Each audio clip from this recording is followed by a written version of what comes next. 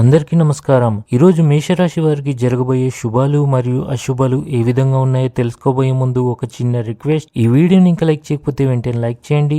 Channel ని subscribe చేయకపోతే వెంటనే సబ్స్క్రైబ్ బటన్ క్లిక్ చేసి పక్కనే ఉన్న బెల్ ఐకాన్ని యాక్టివ్ చేసుకోండి. వీడియోని చివరి వరకు చూడండి. మీరు కష్టమైన పనుల్లో కూడా విజయాన్ని సాధిస్తారు. కుటుంబంలో సంతోషకరమైన వాతావరణం ఉంటుంది. ఉద్యోగంలో నికార్సైన ప్రమోషన్ కి అవకాశం ఉంది.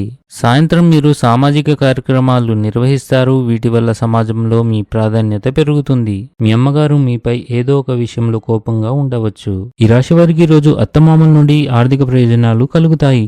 ఆఫీసులో సహోద్యోగులతో వివాదాలు రావచ్చు.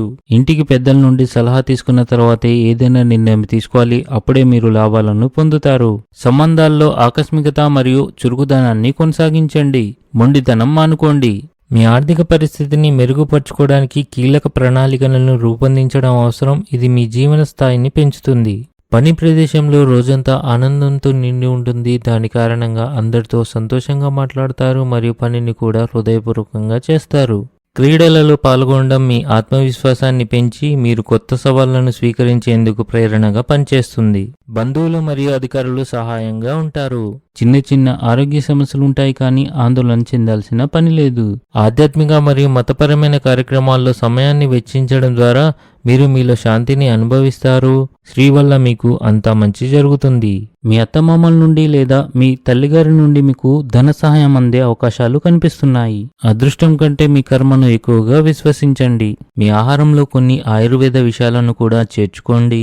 భాగస్వామ్య వ్యాపారంలో అపార్థాలు ఏర్పడవచ్చు. ఈరోజు కొన్ని విషయాల్లో మీరు ఆందోళన చెందుతారు.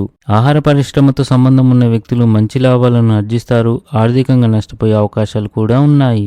ఉద్యోగంలో కొన్ని సమస్యలు ఎదుర్కోవచ్చు. ఈరోజు అదృష్ట సంఖ్య వచ్చేసి 2. ఈరోజు అదృష్ట రంగు వచ్చేసి గులాబీ రంగు. ఈ విధంగా ప్రతిరోజు మీ రాశి ఫలాలను తెలుసుకోవాలంటే ఈ వీడియోని లైక్ చేసి మీ మిత్రులందరికీ షేర్ చేయండి. ఛానల్ని తప్పకుండా సబ్స్క్రైబ్ చేయండి.